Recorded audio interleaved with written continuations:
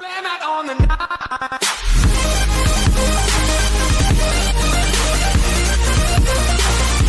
Alright, what's good YouTube? It's your girl Buffino1 bringing you guys in another YouTube video, and today we're getting ready to do a reaction video to Gamer Ranks Call of Duty World War II Before You Buy. I have personally got a chance to play the game a little bit, and I probably will be doing a video just like, not a really review, but just like my thoughts on it.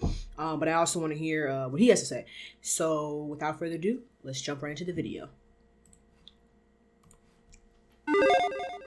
And we're back with another episode of Before You Buy, that show where we give you some straight up gameplay and some of my thoughts on the latest games releasing. It's me, Andrew, and today we're talking about Call of Duty World War II. This is kind of a big year for Call of Duty. This is the year where instead of taking another step further into the future, and I mean that literally, the series is actually returning to its roots, heading back to the World War II era, back to the boots on the ground combat, which I'm sure you've... Which is what everyone has been craving about, raising about, is like, yeah, boots on the ground. Like, everyone's sick of the jetpack. I've heard that term thrown around a lot this year. And for many, this step backwards is actually welcomed. With all the flack that Infinite Warfare got, a lot of players really didn't like I didn't like the Infinite Warfare myself. heading in. With all the different gimmicks like the jetpacks and the wall running and whatnot, which isn't a bad thing because Titanfall does stuff like that and it works fine. But players want a Call of Duty experience from a Call of Duty game.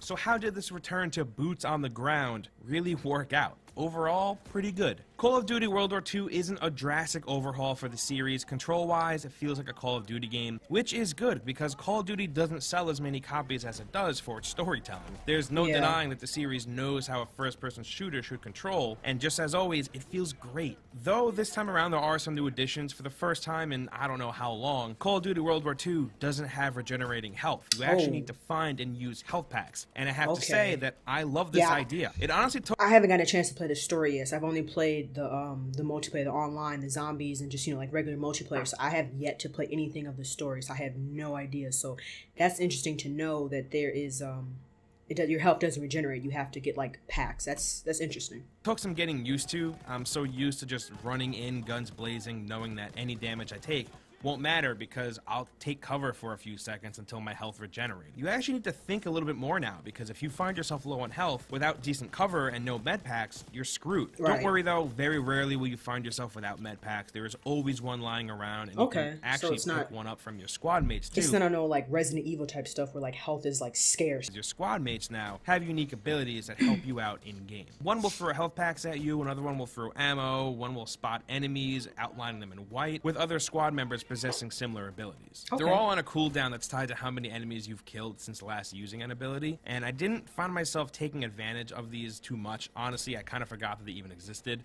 but when I was running low on health or ammo and I remembered that my squad mate could hook me up, it was a nice thing to have. They're definitely super helpful. You just have to remember that they're actually there for you to use. One thing that I was really excited about going into this game was the single player campaign. Call of Duty almost always has a really enjoyable single player campaign. That's why I picked them up every year. I know there's a ton of other people that do the same. Infinite Warfare's campaign was actually that game's saving grace. It was one of the only good things about it. The story this time around, really though, it isn't anything special, but it isn't bad either. It's just a Call of Duty campaign, and it being set during World War II doesn't really change that. It's just kind of like a World War II movie greatest hit story. There isn't anything here that you haven't already seen before. You play as Private Daniels, and the game follows him and his squad mates as you see them take part in big moments of World War II, like the D-Day invasion, the liberation of Paris, and the Battle of the Bulge. The characters that you're spending this 6-ish hour long campaign with just don't really hook you emotionally, which is kind of a bummer. Besides Zussman, something happens in the first mission that creates this bond with him, and it's that bond between him and your character that really carries you through the campaign emotionally. But besides, well, from what it sounds like,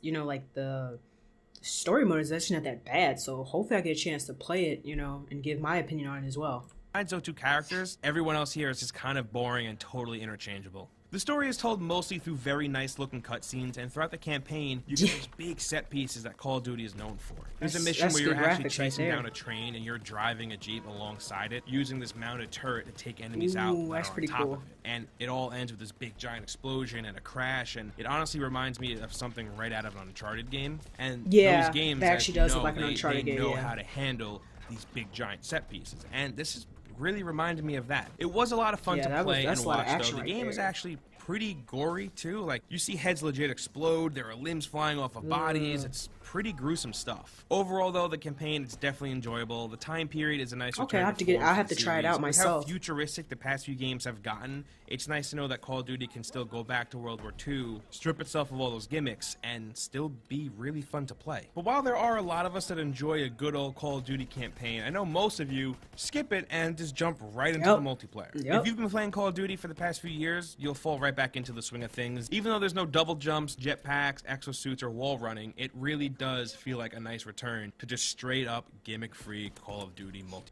Yeah, he's right about that. When I jumped back into it and I played it, I didn't know what to expect. I didn't know if the pace was going to be fast, if it was going to be slow, I don't know if it would feel the same, and it does. It feels very similar to old Call of Duty. I think the pace might have been a little bit slower, maybe. I don't know. But other than that, it feels natural. It's like a flow. Like, I could play the game for a long period of time. It is slightly slower feeling, but still incredibly fast-paced, seeing as it is a Call of Duty game. But besides losing the gimmicks, taking place during World War II, and having us use older weapons, not much has changed. At its core, it's still just Call of Duty multiplayer. But the addition of the new War Mode is a game-changer for me. It's I have yet to play the War Mode where either. the attacking team is completing objectives like building a bridge or escorting a tank to make it further into the map, while the other team defends. This mode isn't about your kill-to-death ratio. It's about completing these objectives as fast as you can and working as a team while you do it. Honestly, there were times where I thought I was playing a single-player mission. Being set up on a machine gun, mowing down the enemy team as they funneled down an underpass felt very cinematic and something straight out of single-player. This is hands down my favorite addition to the multiplayer. I love this mode so much. There's also the new headquarters, which is pretty much the tower from Destiny. You can hang out with... I mean, the headquarters, I really didn't get a chance to see a whole lot of it so far due to the servers being so bad. You know, when you get in, you literally, like, you push right out. So I haven't gotten a chance to really see much of the headquarters. I've just been trying to get a chance to play the game, like the multiplayer itself. So surprisingly, I guess he was able to get on and like see the headquarters a little bit with other players, hit the shooting range, do some score streak training, and you can even watch other players open loot boxes, which is kind of weird, but it's also kind of exciting when you see someone drop something really cool. And there's even like a mission objective in there somewhere where the game wants you to watch someone open up a loot box and to get rewarded for it.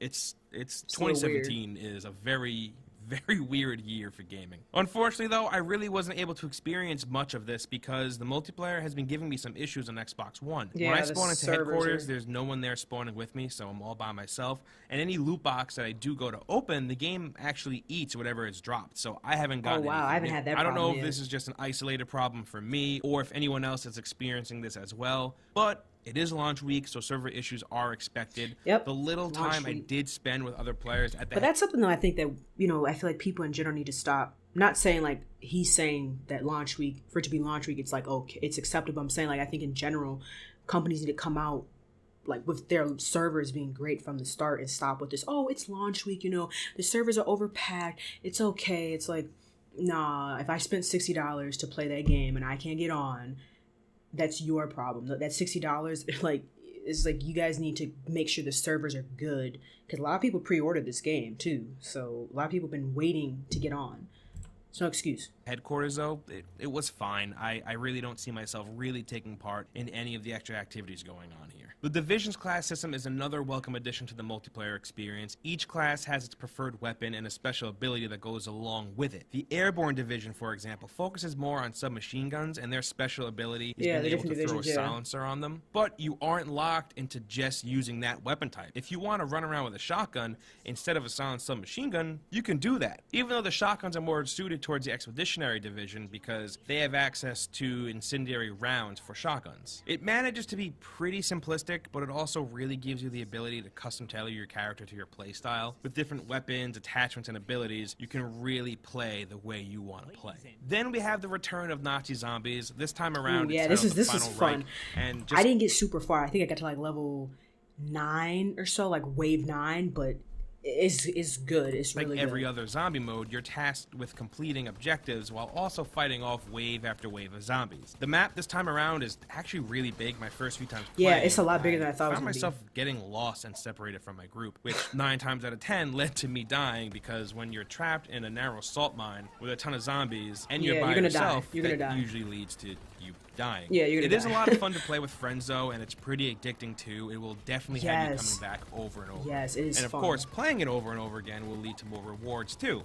These rewards ranging from different passive buffs to custom loadout slots and even customizing the weapons that you pick up in-game. And yes, we have to talk about it. There are loot crates. In the normal multiplayer, they're strictly cosmetic. There's nothing in them to give you an edge over another player. But in zombies, they definitely matter way more. They can drop consumables that can actually the make zombies quite are a so difference good. in-game. So just be aware that loot boxes are a thing. They do exist. They're here. But I don't think they're going to make or break the overall experience. Nah, I don't think so. Overall, this is definitely a Call of Duty game. So if you're a fan of the series, I'd say this is definitely a must-play for you. And if you usually don't play these games and you're looking for an enjoyable, grounded World War II single-player experience, I'd say it's worth considering. I know that personally, War Mode will definitely keep me coming back to this for some time to come. It's such a rush. Trying to rebuild a bridge while your teammates try to keep machine gunners at bay can just really get pretty intense. And coming off of Infinite Warfare, I'm really curious to see how the community takes to the multiplayer this time around, because I know with that game, they really weren't about it. So I'm curious to see how they feel about this. And that's how Before You Buy works. We give you some pros, some cons, and some personal opinion thrown in. But now we want to hear from you. So let's talk about anything Call of Duty World War II down in the comment section below. I'll be down there talking with you as much as I can. But if you have Yeah, so I mean, me personally, I think the game is like fine. I think it's kind of refreshing. It's nice that it's something different from the whole jetpack thing. But you know, there's also, which I'm gonna make a separate video about it, like it's like you have these two generations. You got the people, like the kids that are like coming up now, they enjoy all the jetpack. They enjoy all that like craziness where, you know, someone's jumping up in the air, you're shooting up, and it's like they're gonna kill you because by the time you lift your gun up and they already have shot you down. And then you have the other generation, you know, that's been playing it since day one or around day one. They like the boots on the ground. So it's like you have this back and forth thing, and then the people that were here since day one, they're not feeling the new, they're over COD because they feel like ever since Advanced Warfare, you know, they didn't listen to the consumer, so they're done with it. And then so you have the people that kind of just got into COD, they've adapted to the jetpack. Now they don't like boots on the ground, you know, so it's like this whole back and forth thing. Me personally, I think the game is refreshing. It brings back, you know, old memories. I like it a lot so far. I mean, that's just me.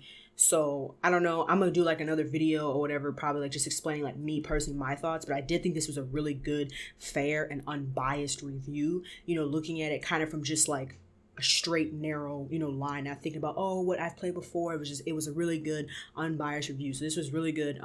So yeah, guys, if you enjoyed the reaction, be sure to drop a like, comment, share, and subscribe. The original link to the video will be down below in the description box. Yeah, so hope you guys have a good rest of your day, and I'll talk to you later. Peace, Sin Army.